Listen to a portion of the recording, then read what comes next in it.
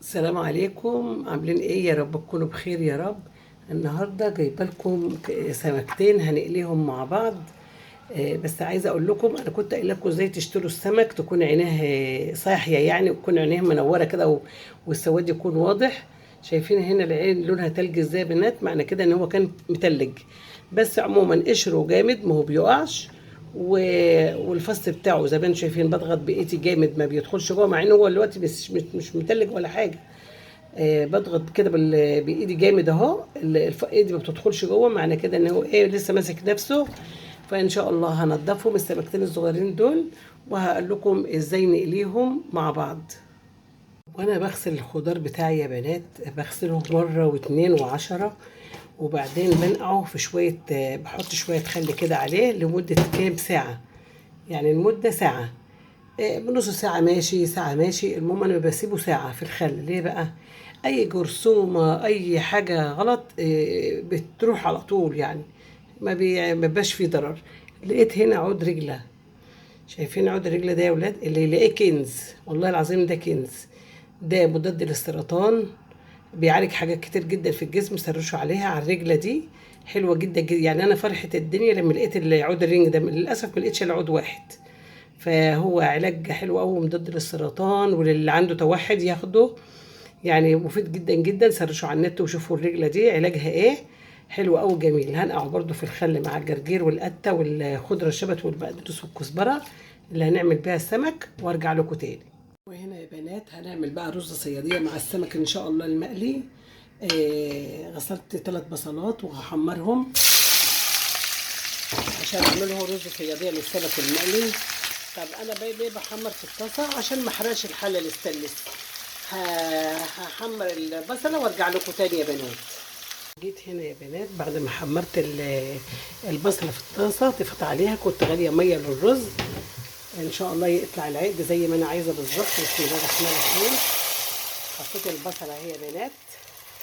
تمام. وهنا عندي ايه بقى؟ يعني ما بوسخش اطباق كتير. بصوا حته بنجر اتبقت مني بسرطه، وحته جزره، وقرن فلفل حامي حطيته ايه يعني عشان ما يعملش الرز حامي قوي.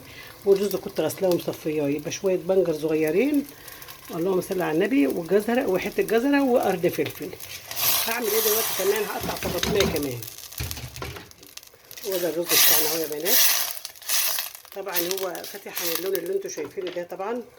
هقطع طماطميه زي السلطه واحطها عليه، واغطي البوتاجاز، واغطي عليه. البنات كان ممكن هنا تحطوا البصله في الميه تغلي، ده زي الرز الصياديه بالظبط، رز السمك بتاع الصياديه. ممكن تحطوا البصله تاخد لون مع الميه، تاخد وتدي مع الميه شويه كده، وتدي اللون العسل، وبعد كده تسقطوا الرز. لا انا سقطت الرز على طول. حبايه طماطم صغيره قطعتها كده، ومعايا هنا شويه كمون، معلقه كمون وشويه ملح. واللي عنده حب هان يحط يا بنات فستان حب هان، انا ما عنديش دلوقتي، خلص. فكده انا ايه هغطي على الرز بتاعي، وهنشوفه في الاخر شكله ايه. الرز يا بنات ما نشف، حبيت اوريكم شكله. بصوا الجمال بقى، بسم الله ما شاء الله، يعني تحفة. اللون الواناته جميلة، في اللون الاحمر والاصفر والاخضر، يعني بص كل الالوانات اللي الاطباء بيكتبوا عليها والله. هروح بقى اعمل السلطة بتاعتي. وجيت هنا عملت السلطة يا بنات. بصوا عملت هنا طماطم، وهنا خيار وقتة، وهنا ده شبت وبقدونس، وده جرجير، قصدي ده جرجير، وده شبت وبقدونس، وده جزر مبشور، وفي قرن فلفل احمر اللي هو فلفل الوان، وشويه بنجر صغيرين. هو ده طبق السلطه بتاعنا يا بنات. هحطه هنا في البوله، اقلبه واملحه وقت الاكل. وطبعا هعصر على ليمونه. الفلفل الحامي ده على اختياري، يعني اللي عايز يحط فلفل حامي يحط، واللي مش عايز خلاص. اقول لكم حاجه يا بنات، شايفين الرز وجماله والالوانات اللي فيه الجميله قوي دي؟ الجزر مع الطماطم مع البنجر مع البصل المتكرمل، جميل جدا. ازاي خلص من الرز؟ خلاص الحمد لله، طبخته خلاص الحمد لله. بصوا من فوق زي من تحت اهو. شايفين يا بنات؟ بسم الله ما شاء الله، جميل جدا. بصوا يا بنات انا بعمل ايه بقى؟ بعد ما اخلص حله الرز بتاعتي دايما بقوم حاطه ايه في صينيه فيها ميه. ليه بقى؟ عشان ما يبقاش حاجه تلزق في الحله. ودي حاجه كمان تانية اقولها لكم، ان الرز ريحته طلعت يعني شاط او اتحرق منكم، برضو تحطوه في ميه زي كده الشياط بيروح على طول. الحمد لله رب العالمين. انا قلت بس اوريكم علشان ارضيه الحله تطلع معايا من غير ما تلزق في الحله، لازم نحط كده ايه، حمام بخار زي ما بيقولوا يعني. شايفين الرز وجمال الرز يا بنات؟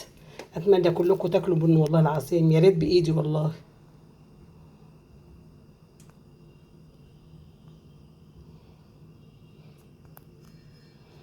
تليفون. هنا يا بنات بقى بعد ما حطيت الرز زي ما انتم شايفين كده في صينيه الميه عشان الارضيه تطلع معايا سهله، مفيش حاجه تلزق في الحله خالص. اللهم لك الحمد يا رب. جيت هنا بقى للتتبيله بتاعت السمك، جبت هنا معايا مج ميه يعني بإمام كوبايه ونص ماء او كوبايتين ماء على حسب كميه السمك اللي هنستعملها، لان انا كميه قليله معايا. وشويه كمون وشويه ملح يا بنات، وليمونتين اتنين، وقرن فلفل حامي وشبت وبقدونس وحته فلفل الوان احمر وتوم. بس كده هحطهم كلهم هنا في الكبه، وبعدين نشغل عليهم الكبه واوريكم دي الخلطه بتاعت السمك المقلي يا بنات.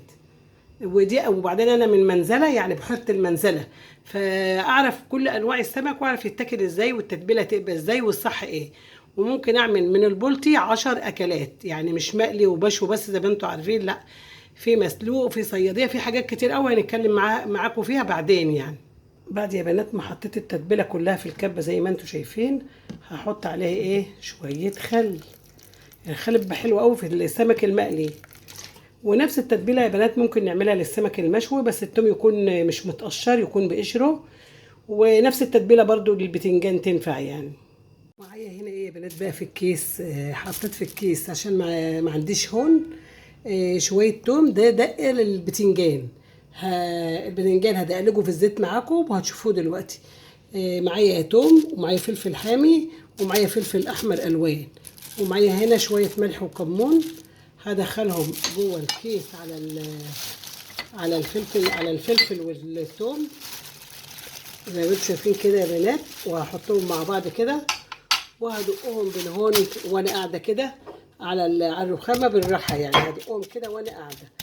هخلصهم وبعدين افرجكم عليهم. الطاسه يا بنات اللي عملنا فيها البصل بتاع الرز، غسلنا البتنجان هنحطه في الزيت كده سليم، مش تفتح من اي اتجاه خالص.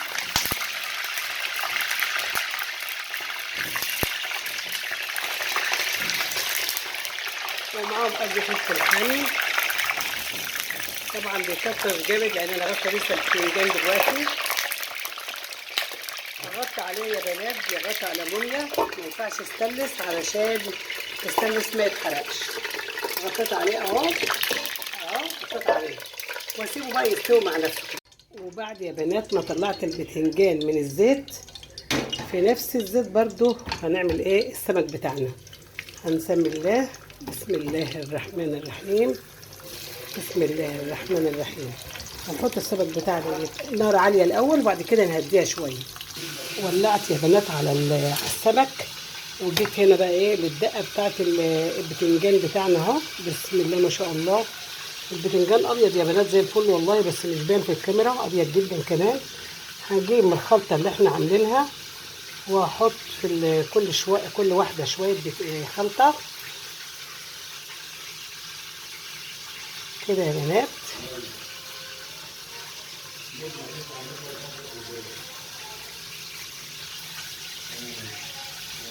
كده يا بنات بالشكل الجميل دوت. بسم الله ما شاء الله. شايفين يا بنات الجمال؟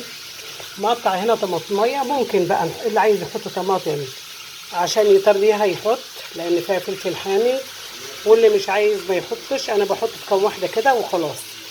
هنعصر عليه الليمون بتاعنا،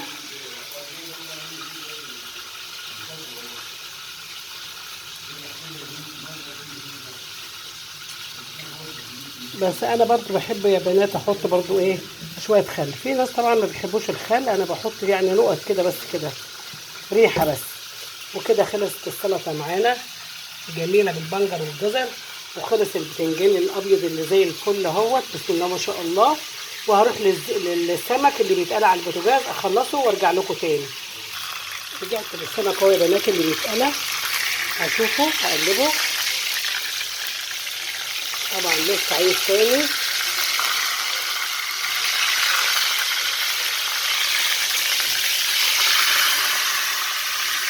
شويه كده واقلبه تاني. بصوا يا بنات، اللهم صل على النبي. السمك وهو بيتقلع انا دايما بعمل ايه؟ بعمل ازاي كده عشان يدخل جوه بطن السمكه. اقلب الطاسه كده شمال يمين لان الزيت قليل، فعايزاه يدخل جوه بطن السمكه ويسويها من جوه. طبعا السمك بتاعنا ده بيتقلب مرتين، يعني كل سمكه بتتقلب على الوش ده مرتين والوش التاني مرتين، ولما تطلع هنشوف. بنات السمك طلع معانا اهو الحمد لله رب العالمين.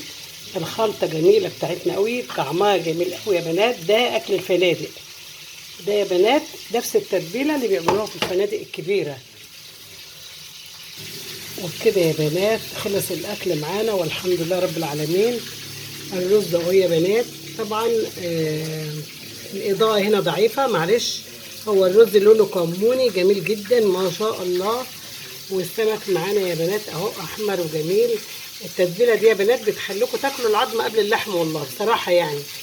والسلطه معانا اهي بالبنجر والشبت والبقدونس والجرجير برضو، والبتنجان بالدقه بتاعتنا الجميله اهوت، وعصير عليه الليمون والخل. الحمد لله رب العالمين. اللهم لك الحمد والشكر يا رب حتى ترضى. انا غربت دول عشان تشوفوه، وانا لسه بقى هخلص بقيه السمك مع نفسي. استودعكم الله الذي لا تضيع عند الودائع. بحبكم في الله، يا رب تكونوا استفدتم. هقول لكم ايه بقى؟ هقول لكم سلام عليكم.